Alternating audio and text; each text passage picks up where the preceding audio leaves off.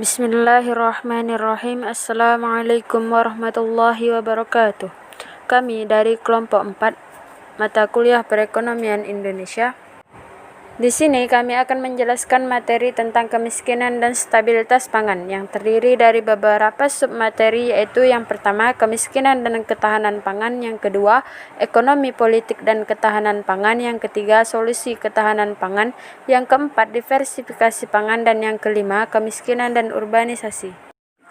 Nah, di sini saya akan menjelaskan tentang kemiskinan dan stabilitas pangan. Kemiskinan adalah keadaan saat ketidakmampuan untuk memenuhi kebutuhan dasar seperti makanan, pakaian, tempat berlindung, pendidikan, dan kesehatan. Kemiskinan dapat disebabkan oleh kelangkaan alat pemenuh kebutuhan dasar ataupun sulitnya akses terhadap pendidikan dan pekerjaan. Kemiskinan dipahami dalam berbagai cara. Yang pertama yaitu kekurangan materi, yang biasanya mencakup kebutuhan pangan sehari-hari, sandang, perumahan, dan pelayanan kesehatan. Kemiskinan dalam arti ini dipahami sebagai situasi kelangkaan barang-barang dan pelayanan dasar. Yang kedua yaitu kebutuhan sosial, termasuk keterkucilan sosial, ketergantungan, dan ketidakmampuan untuk berpartisipasi dalam masyarakat, seperti pendidikan dan informasi. Yang ketiga yaitu kurangnya penghasilan dan kekayaan yang memadai. Gambaran tentang ini dapat diatasi dengan mencari objek penghasilan di luar profesi secara halal, perkecualian apabila institusi tempatnya bekerja melarang. Stabilitas pangan adalah keadaan pangan yang stabil tanpa adanya pengaruh kekurangan atau kelebihan pangan, sehingga masyarakat biasa mengkonsumsinya secara terus-menerus. Stabilitas pangan mengacu pada kemampuan suatu individu dalam mendapatkan bahan pangan sepanjang waktu tertentu. Kerawanan pangan dapat berlangsung secara transisi, musiman, ataupun kronis. Yang pertama, ketahanan pangan transisi. Pangan kemungkinan tidak tersedia pada suatu periode waktu tertentu. Bencana alam dan kekeringan mampu menyebabkan kegagalan panen dan mempengaruhi ketersediaan pangan pada tingkat produksi. Konflik sipil juga dapat mempengaruhi akses kepada bahan pangan. Ketidakstabilan di pasar menyebabkan peningkatan harga pangan sehingga juga menyebabkan kerawanan pangan. Faktor lain misalnya hilangnya tenaga kerja atau produktivitas yang disebabkan oleh wabah penyakit. Yang kedua, musim tanam mempengaruhi stabilitas secara musiman karena bahan pangan hanya ada pada musim tertentu saja. Contohnya yaitu pada musim hujan, petani banyak yang menanam padi. Sebenarnya padi dapat ditanam pada saat musim kemarau, asalkan tersedia air irigasi untuk menyiram tanaman tersebut, dan pada musim kemarau masyarakat jarang yang menanam padi sehingga tingkat produksi padi pada musim hujan tinggi dan pada musim kemarau rendah. Yang ketiga, kerawanan pangan permanen atau kronis bersifat jangka panjang dan persisten, di mana masyarakat tidak mampu untuk memperoleh kebutuhan pangan setiap hari yang terjadi sepanjang waktu, biasanya dikarenakan masyarakat yang ekonominya rendah termasuk pengangguran. Dari ketiga kerawanan pangan tersebut mempengaruhi ketidakstabilan ketersediaan pangan di Indonesia yang mengakibatkan ketahanan pangan rendah. Dengan banyaknya masalah tentang stabilitas pangan ini, pemerintah membuat kebijakan-kebijakan tertentu tentang ketahanan pangan. Salah satunya adalah ekspor dan impor bahan pangan, seperti beras. Indonesia mengimpor makanan pokok yang berupa beras yang dikarenakan banyak permasalahan yang terkait pada pertanian dalam negeri. Dengan adanya program impor, masyarakat diharapkan tidak akan mengalami kekurangan dan tercukupi bahan pangannya, sehingga stabilitas jumlah pangan serta ketahanan pangan menjadi lebih baik. Ketahanan pangan adalah ketersediaan pangan dan kemampuan seseorang untuk mengaksesnya. Sebuah rumah tangga dikatakan memiliki ketahanan pangan jika penghuninya tidak berada dalam kondisi kelaparan atau dihantui ancaman kelaparan. Ketahanan pangan merupakan ukuran kelentingan terhadap gangguan pada masa depan atau ketiadaan suplai pangan penting akibat berbagai faktor seperti kekeringan, gangguan perkapalan, kelangkaan bahan bakar, tidak kestabilan ekonomi, perperangan, dan sebagainya. Penilaian ketahanan pangan dibagi menjadi keswadayaan atau keswasembadaan perorangan dan tergantung eksternal yang membagi serangkaian faktor risiko. Meski berbagai negara sangat menginginkan keswadayaan secara perorangan untuk menghindari risiko kegagalan transportasi, namun hal ini sulit dicapai di negara maju karena profesi masyarakat yang sudah sangat beragam dan tingginya biaya produksi bahan pangan jika tidak diindustrialisasikan. Kebalikannya, keswadayaan perorangan yang tinggi tanpa perekonomian yang memadai akan membuat suatu negara memiliki kerawanan produksi. 2. Sistem ketahanan pangan. Sistem ketahanan pangan di Indonesia secara komprehensif meliputi 4 subsistem, yaitu 1. Ketersediaan pangan dalam jumlah dan jenis yang cukup untuk seluruh penduduk. 2. Distribusi pangan yang lancar dan merata. 3. Konsumsi pangan setiap individu yang memenuhi kecukupan gizi seimbang yang berdampak pada 4. Status gizi masyarakat. Dengan demikian, sistem ketahanan pangan dan gizi tidak hanya menyangkut soal produksi, distribusi, dan penyediaan pangan di tingkat makro atau nasional dan regional, tapi juga menyangkut aspek mikro, yaitu aspek pangan di tingkat rumah tangga dan individu serta status gizi anggota rumah tangga, terutama anak dan ibu hamil dari jumlah rumah tangga miskin. Meskipun secara konseptual pengertian ketahanan pangan meliputi aspek mikro, namun dalam pelaksanaan sehari-hari masih sering ditekankan pada aspek makro, yaitu ketersediaan pangan. Agar aspek mikro tidak terabaikan, maka dalam dokumen ini digunakan istilah ketahanan pangan dan gizi. Ekonomi, politik, dan ketahanan pangan.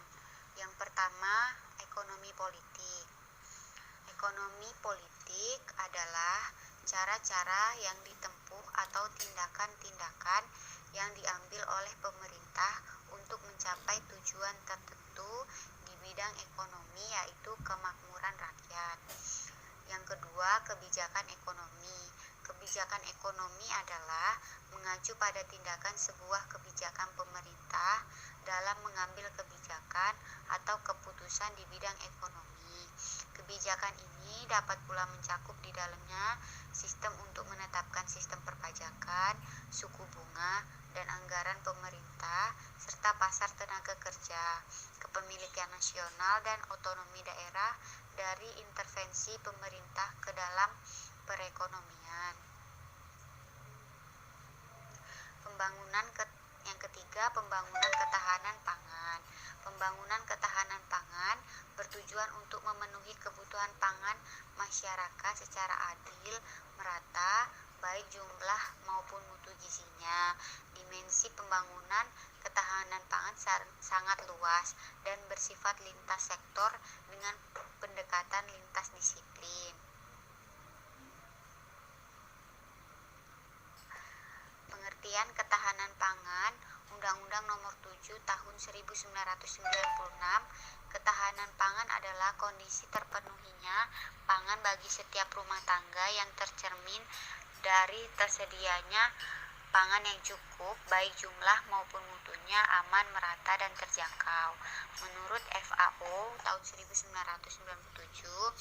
situasi di mana semua rumah tangga mempunyai akses baik fisik maupun ekonomi untuk memperoleh pangan bagi seluruh anggota keluarganya, di mana rumah tangga tidak beresiko mengalami kehilangan kedua akses tersebut. Posisi pangan dalam pembangunan nasional. 1. Pangan adalah salah satu kebutuhan dasar manusia yang pemenuhannya merupakan hak asasi, pemenuhannya tidak dapat ditunda, dan tidak dapat disubstitusi dengan bahan lain. Yang kedua, pangan adalah bagian dari budaya yang merupakan hasil adaptasi antara manusia dan lingkungan.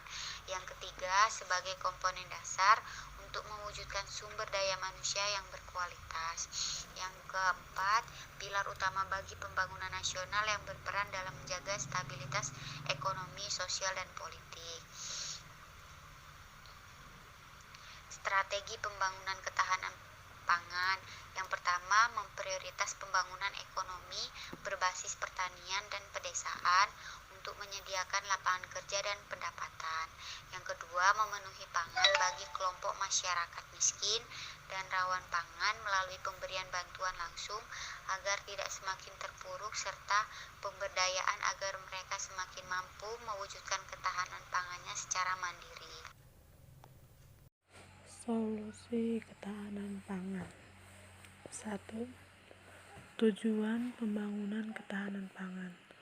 Tujuan pembangunan ketahanan pangan adalah mencapai ketahanan dalam bidang pangan dalam kondisi terpenuhnya pangan bagi setiap rumah tangga, bagi produksi pangan nasional yang tercermin dari tersedianya pangan yang cukup, jumlah dan mutu, aman, merata, dan terjangkau seperti diamanatkan dalam Undang-Undang Pangan.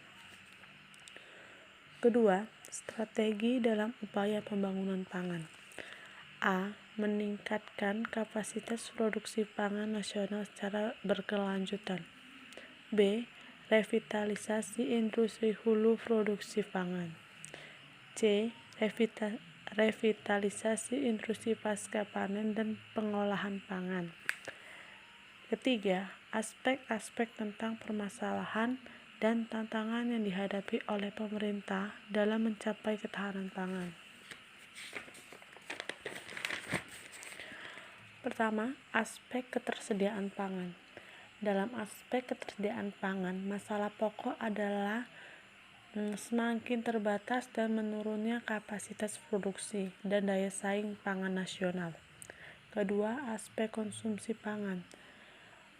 Belum berkembangnya teknologi dan industri pangan berbasis sumber daya lokal, dan belum berkembangnya produksi pangan alternatif berbasis sumber daya pangan lokal. Yang ketiga, aspek manajemen. Keberhasilan pembangunan ketahanan dan kemandirian pangan dipengaruhi oleh efektivitas penyelenggaraan fungsi-fungsi manajemen pembangunan yang meliputi aspek perencanaan, pelaksanaan, pengawasan, dan pengendalian secara koordinasi berbagai kebijakan dan program.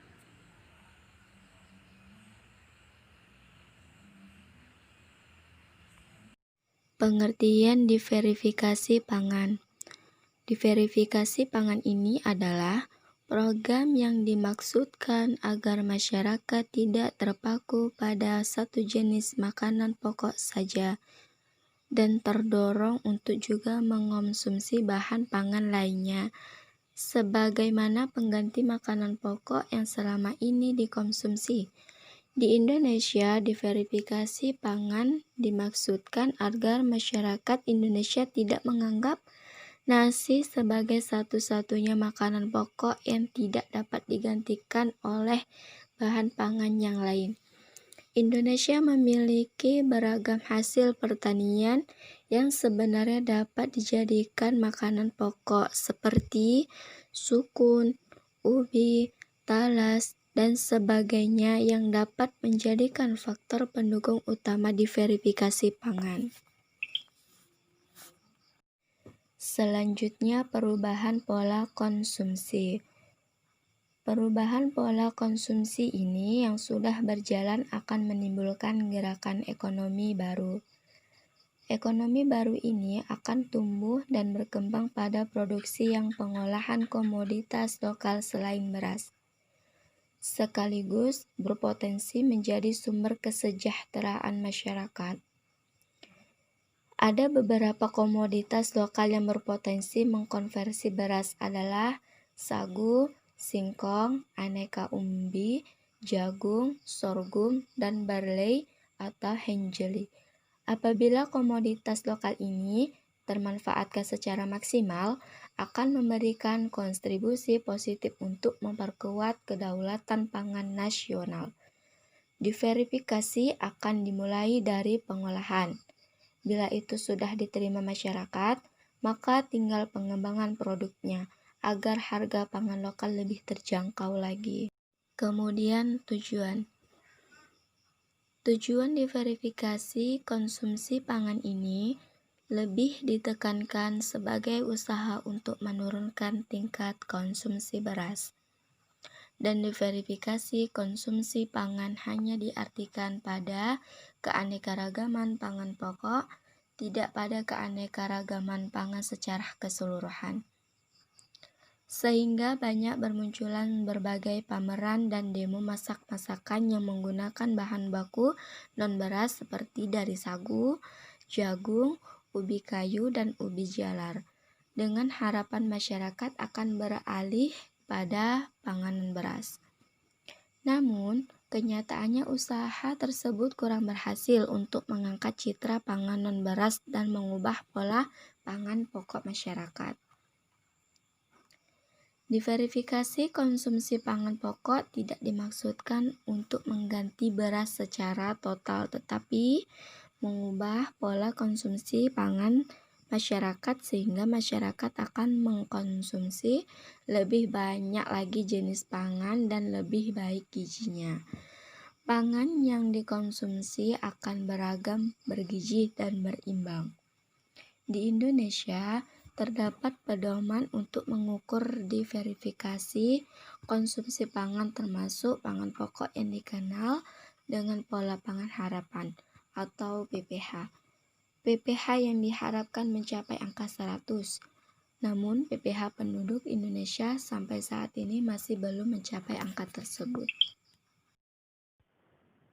Nama saya Muhammad Syafi'i, nomor NIM 0817297, yang akan membahas tentang urbanisasi. Urbanisasi juga dapat didefinisikan sebagai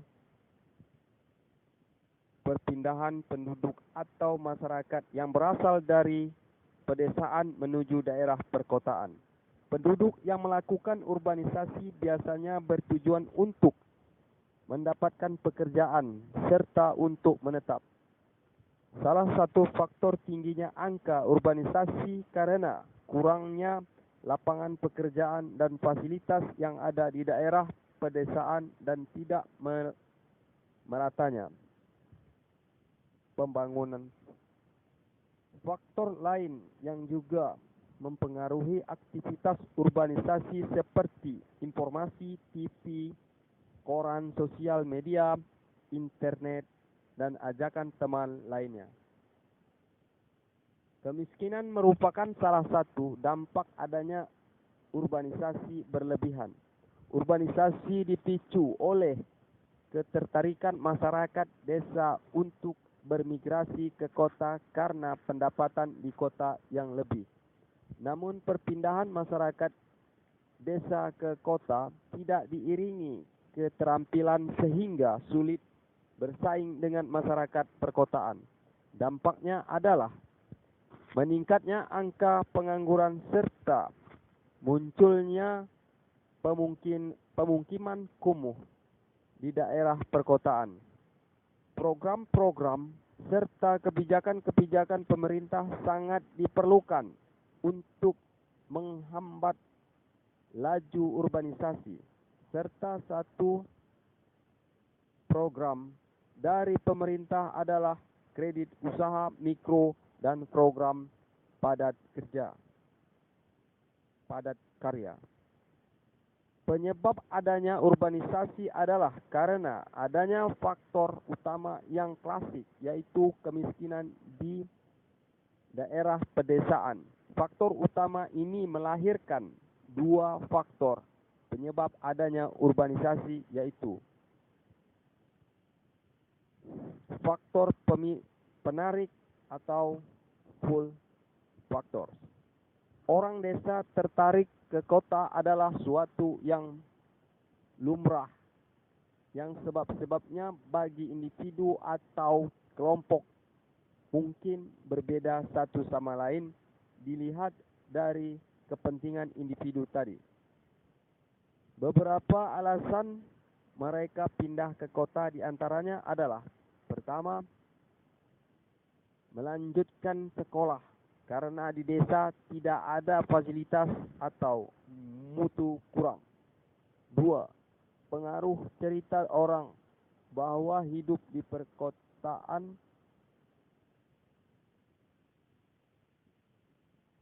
gampang cari pekerjaan. atau mudah membuka usaha kecil-kecilan atau rayuan teman.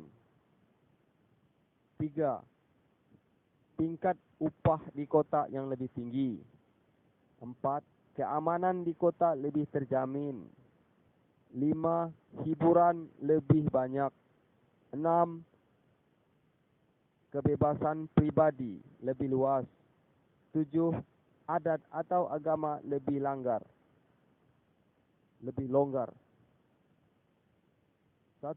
Faktor pendorong atau fast factors. Definisi lain, kota mempunyai adanya tarik. Di pihak lain, keadaan tingkat hidup di desa umumnya mempercepat proses urbanisasi tersebut. Hal ini menjadi faktor pendorong timbulnya urbanisasi. Faktor yang dimaksud diantaranya adalah 1. Keadaan desa yang umumnya mempunyai kehidupan yang statis. 2. Keadaan kemiskinan desa yang seakan abadi. 3. Lapangan pekerjaan yang hampir tidak ada. 4. Pendapatan yang rendah. 5. Keamanan yang kurang. 6. Adat istiadat yang ketat. 7. Kurangnya fasilitas pendidikan. Jelas bahwa faktor utama penyebab timbulnya urbanisasi yang paling kuat adalah faktor ekonomi atau menjadi motif utama pramigran. Selain itu, diusul dengan faktor tingkat pendidikan. Terima kasih. Sekian pembahasan dari kelompok kami. Semoga apa yang kami sampaikan bermanfaat bagi kita semua. Lebih dan kurang kami mohon maaf. Assalamualaikum warahmatullahi wabarakatuh.